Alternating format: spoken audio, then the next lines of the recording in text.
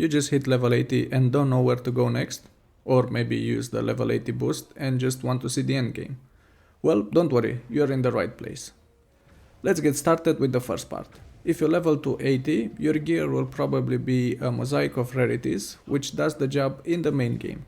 But as soon as you head to the Maguma jungle, you will die left and right. To fix that, you need to pick a build for your character based on how you want to play.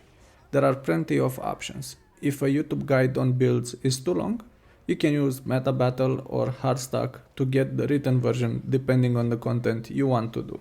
Next, you should buy a named armor set, which is very cheap, from the trading post. They come in 7 variants for each armor weight, depending on what you need. In my opinion, the only ones that should be of interest for you are the Berserker for power damage and Rampager for condi damage. If you boosted your character, you can skip directly to the build part, as you will already have a Celestial set, which means you get a bit from every stat, and this is the best option for open world and some instance content depending on the role you want to fill. Good, now that we have the basics out of the way, let's see what is available to do. The first thing you can do is finish the main story, if you didn't already, as the story is a big part of Guild Wars 2, and then continue with Heart of Thorns, Path of Fire and End of Dragons if you have them. But if you're not someone that is interested in story content, you can skip to doing your dailies, as that is an easy 2 gold per day. Now we get to that endgame that is in the title, but endgame in Guild Wars 2 doesn't mean it's only for the elite and casuals don't have any place there. No, it's actually the other way around. Casuals can play when they can or want and progress at their own pace, as the gear doesn't get obsolete and you keep the progress. So, if you're done with the dailies, you have 2 more big choices. The first one is open world meta events, which are map wide events or instanced for a few specific ones that can be started from the Eye of the North, that everyone can join and provides very good gold income.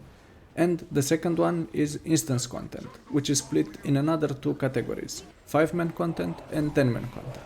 The 5-man content is covered by dungeons and fractals, with both having multiple levels of difficulty.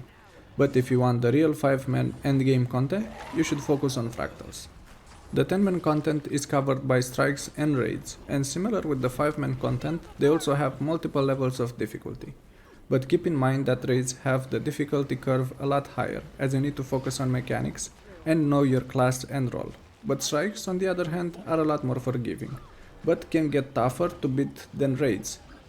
My recommendation is to start with strikes, get some ascended gear and then focus on the tougher content. And that pretty much covers the instance content. While you do all of these activities, you can hang out with your guild too and have some fun socializing as well if you enjoy that. I can't tell you how many times I have logged in, just got caught up in a discussion with the guild, or how much fun I had trying to complete the guild missions for the first time. I hope this helps you find what you want to do in the game and enjoy it. Until the next balance patch messes up your class that didn't do anything wrong. Talking about the one on May 2nd. That's it, I'm out. If you want to see more content like this, please let me know in the comment section below, and if you enjoyed the video, please click the like and subscribe buttons.